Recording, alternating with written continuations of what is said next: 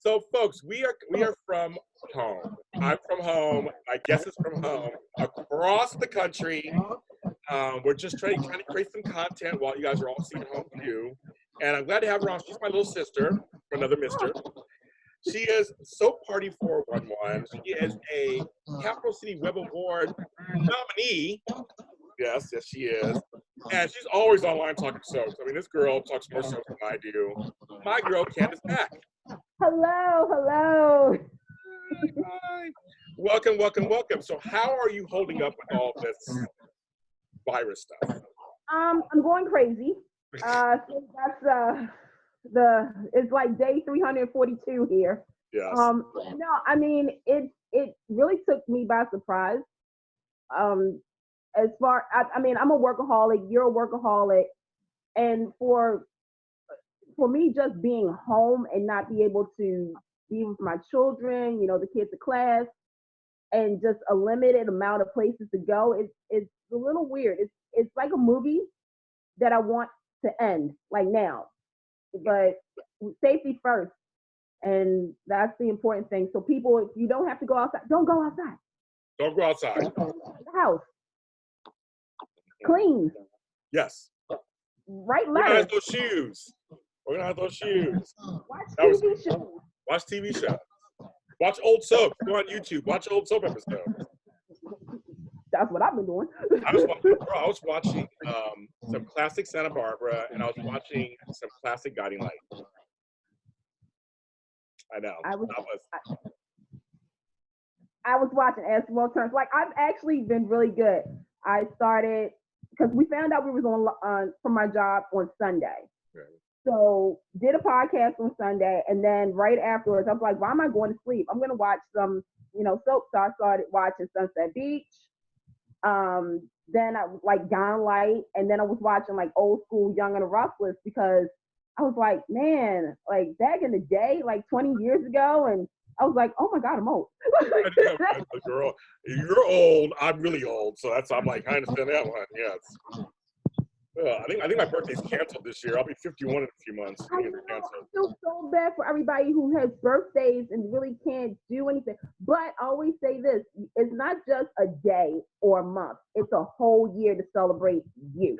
Yeah. So, 2020 isn't canceled. Half of it is, but the rest of it, we gotta think positive, and it's good for your mental health to think positive. Got it. I'm right there with you. So we're talking Young and the Restless. This is, I do these little Young and Restless mini spotlights. It's not going to be a long show, folks.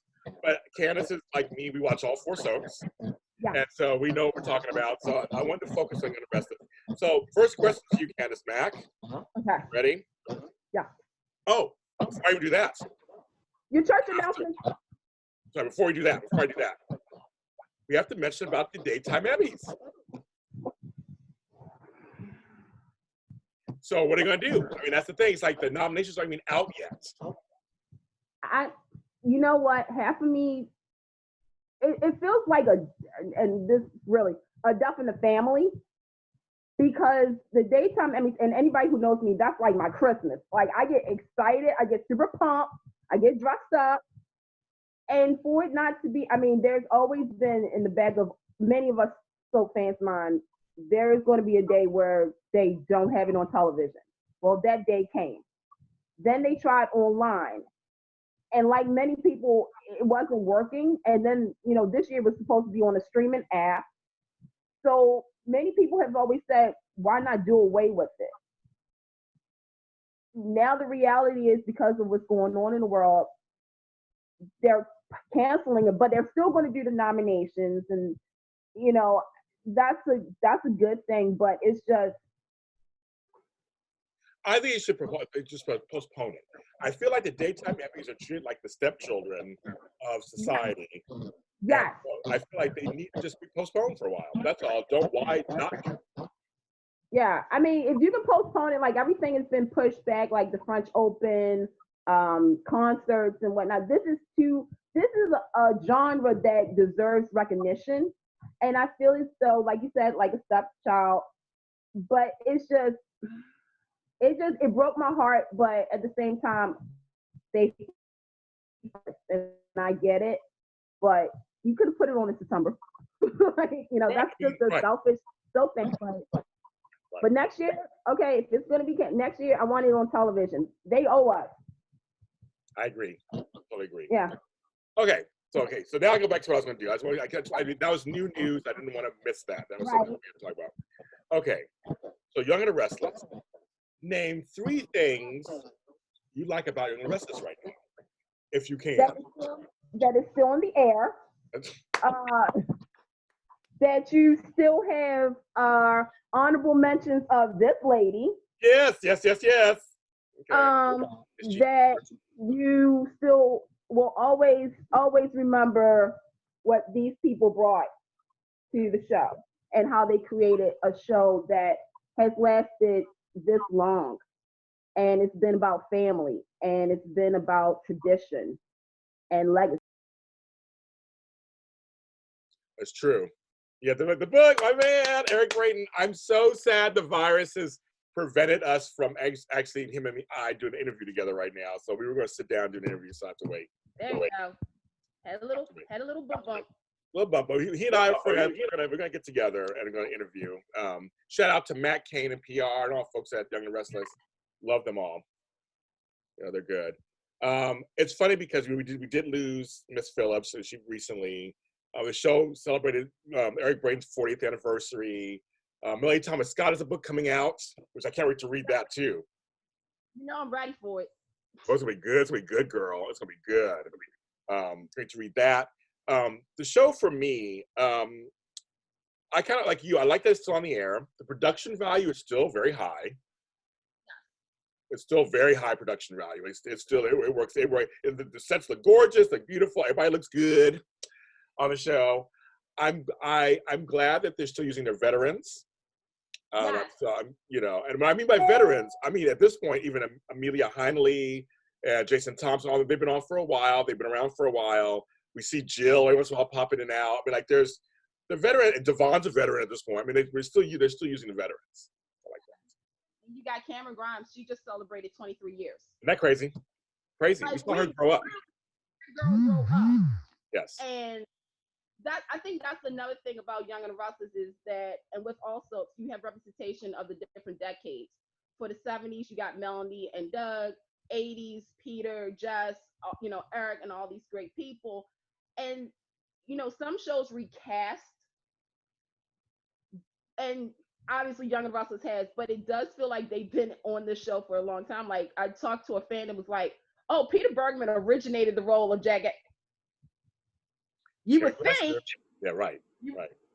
But that's a credit to their talent and the people behind the scenes who don't get a lot of positive credit, but we give them credit because they're part of this well-oiled machine. So that's what I mean. You know, that's Michelle. Well, no, I know, and that's something that's very true. People like Jess Walton, she didn't originate Jill. That was Brenda Dixon. I mean, like, there are people, they've been on for so long though, and they casted it so well. Mm-hmm. You think they're the originals? Exactly. They're not. Amelia Heinley did not originate Victoria. That was totally Heather Tom. Mm-hmm. The adult version of Victoria, yes. The teenage version, because there were some kids in between. But yeah, I mean, like I said, just the fact that like Brighton James just celebrated 15 years. You know, I'm like, where did this go? Right. Well, you know what's funny? And yeah, like 40 years of Eric Braeden, like, let's do the math. Like, wait a minute. I was like, okay, yeah, that's true. 1980, because he came in 1980. Yeah. What's funny is, I was on the set, you guys, a while back for Eric Braeden's 40th, and I saw a lot of the stars. I saw several Ashleys were there. Brenda Epperson was there. And so it's kind of fun seeing, you know, Matt Miller, who played his brother, was there. And it was good to see the old guard show up. And are still associated. Just seeing Doug Davidson and Peter Bergman, and they've been on for a long time. It's like, this is, you know, it's funny. These shows, we grew up with them, and they grew up with us. It's like a beautiful thing, you know. So I like that. Now I want you to do the opposite. Oh, I gotta mention this. Uh-oh. You know, Where's my tea? Yeah. No, so there was a mistake. Someone on a show, on a soap show, was like, so yeah, so Michelle Stafford's a recast of Phyllis. I'm like, who said what? Like what? Like who that is? Who said that? I was like, no, and people attacked that person. I'm not gonna out their name. They said a while back. Yes, no, she's not a recast. Sandra Nelson started. I'm like, no. You know what? I'm gonna say that I was one of them because it sometimes is crazy because they go, they come, they go, they come, stuff like that. And I even did that. I was like, wait a minute, hold up, wait a minute, hold up. I was like, Pacific Palisades was this year, then and whatnot. I was like, okay, da da da da da. But yeah, I mean, sometimes again, it's just like, wow, like certain people play like, wait a minute, yeah, no, like it's fun. Yes. But it does get confusing sometimes. Girl, here's my thing. If you're a host of a show that's about Young and Restless with Michelle Stafford, know your S. Almost cussed. Know your S. That's all I gotta say. At the very least, know the character, what they're going on. I mean, exactly. you can mess up names, you can mess up a few of the storyline facts, but Michelle Stafford started the role of Phyllis Romalotti back in the day. Pacific Palisades, and that was that. I'm gonna watch that tonight. So there you go. Yeah, she did that. So but she's my girl, so I love Michelle. That's my girl. Love Michelle. And if you guys watch her IG stories, kids, hilarious. Yeah. Okay, so what are 3 things you're not that happy about with Young Restless these days? Number 1, no payoff of a story. In the last couple of years, I feel as though there's been build up to a great payoff, and then when we just get there, nothing. And it's the Kyle Theo, Adam and Chance, and there's been other storylines, but those are the 2 that's been irking my living. Like, I'm just like, wow. Yeah. I don't like the fact that they don't really rotate their cast in the sense of, I understand, like Jess and Crystal Khalil, they have lives outside of the show, and that's they don't. Jess doesn't live here anymore. Right. I would love to see more Lauren and Michael. Yeah. I would, love seeing a rotation instead of the same old. Not, knocking them, but it's more than just these group of people. Yeah. And another thing that I dislike is when you don't have an idea or a storyline for a character and you let the character just linger for a whole year. Yeah. And I can name 3 right off the top of my head, Phyllis, Amanda, and even Theo. Yeah. So that's some of the things. Well, it's tough. You know this. Yeah. It's tough because they have large casts. Mm-hmm. And I mean, and we always say, I think we always say this, like we need to rotate the cast more. It's just kind of like you create these characters we want to get invested in, and then you don't do nothing.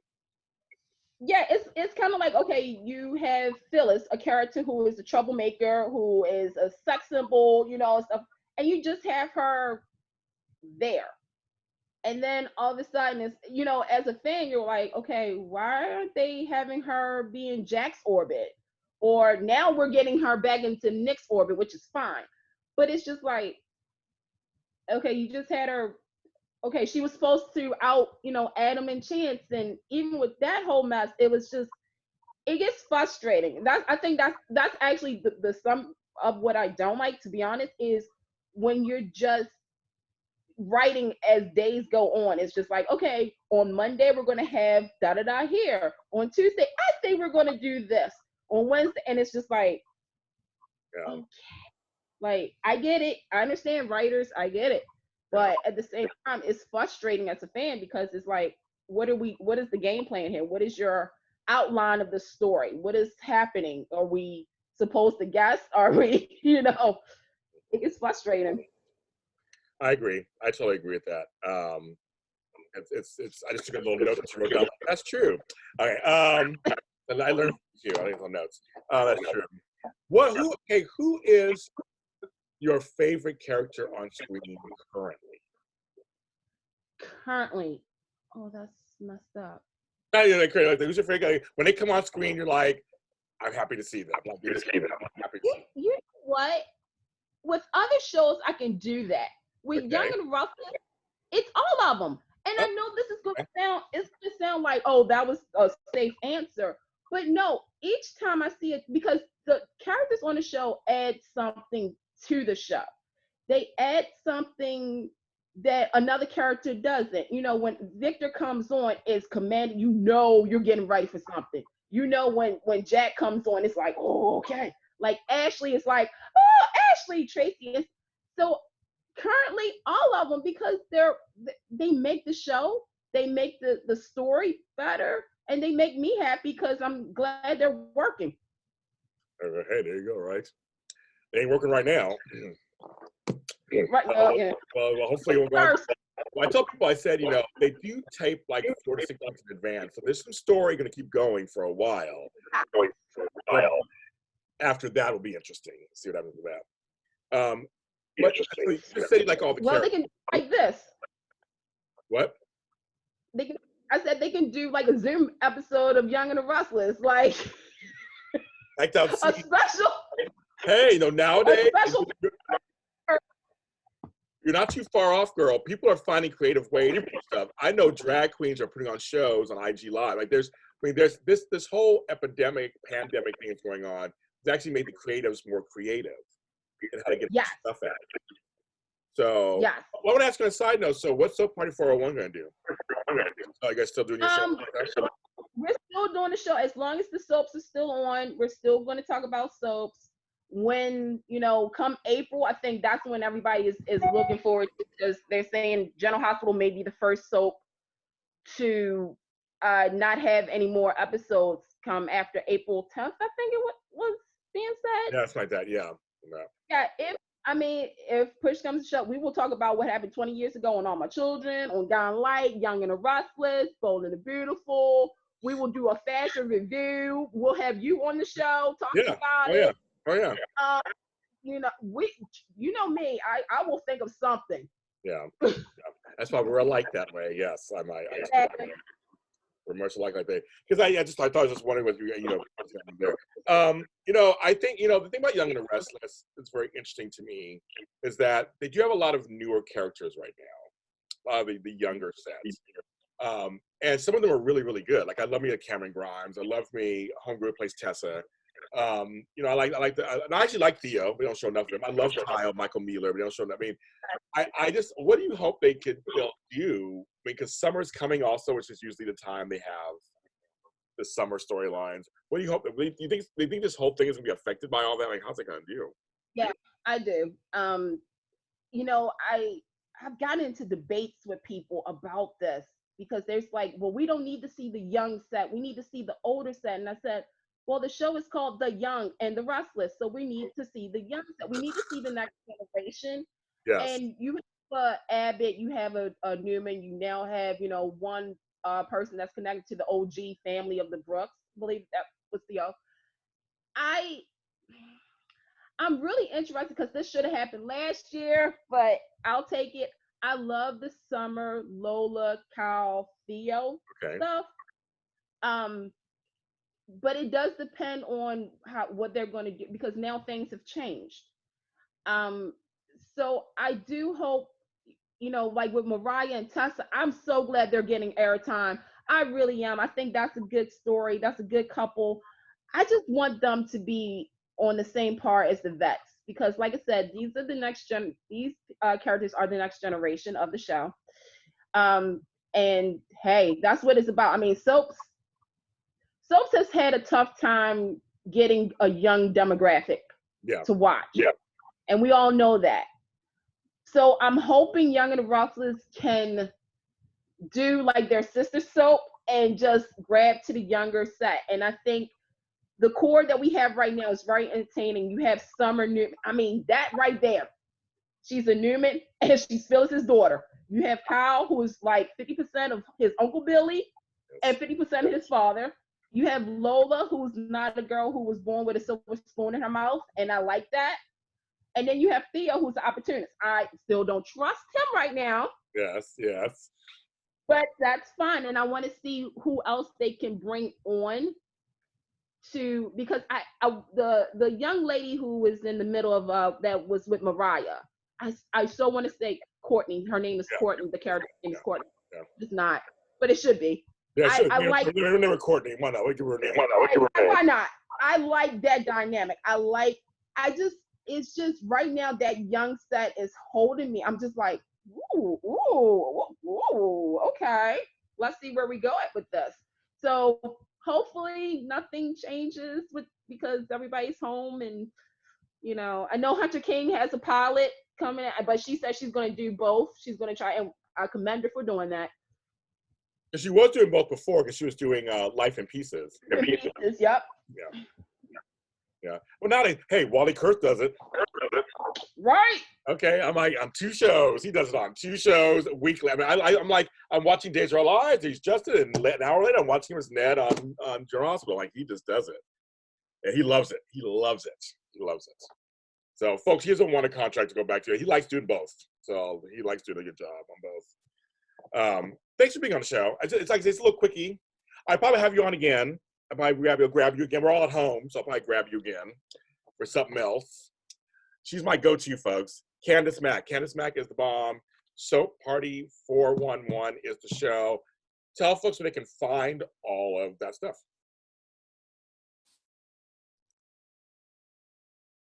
Uh-oh. We have a technical difficulty. She's frozen. So that's okay. So Soap Party 401. I will post the links where you can find that at. And she's great. She's at Candy Poo on Twitter, Candice Mack on other social media platforms. She's my girl. We're all trying to figure this out while we're at home. Nothing's gonna be perfect. This thing's perfection. I want to thank you for joining me for Why Not Me Spotlight. You can follow our page on Facebook, Why Not Me Spotlight, and you can follow us on other social media platforms, the hashtag YRMini, and you can follow me at James Lott Jr. And this is everywhere on YouTube at JLJ Media. Stay safe, and I'll talk to you soon.